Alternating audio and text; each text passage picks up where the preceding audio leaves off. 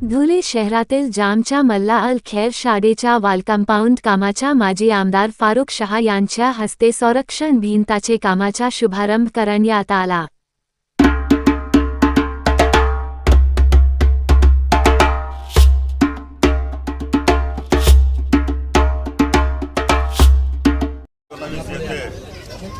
अल खैर शाळेच्या प्रांगणात आम्ही एक वॉल कंपाऊंडच्या कामाचा शुभारंभ केलेला आहे।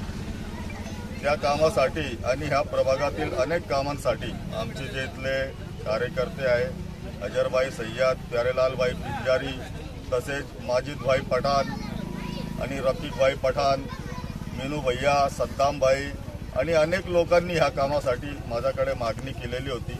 आणि आपण बघतच असाल की प्रभाग क्रमांक 19 मध्ये मी सुमारे 125 कोटी रुपयांचे काम आजपर्यंत केलेले आहे आणि ह्या पुढे पण आम्ही करणारच आहोत। आज ह्या प्रसंगी माझ्यासोबत आमचे माजी सभागृह नेते कांतीलाल आबा दाळवाले, तसेच दीपा मॅडम, फातिमा मॅडम आणि ते ह्या शाळेचे चेअरमन मुख्तारभाई, जाकीरभाई, अजरभाई सय्यद, माजिदभाई पठाण, रईसभाई मंसूरी आणि अनेक लोक यावेळी माझ्यासोबत उपस्थित आहेत।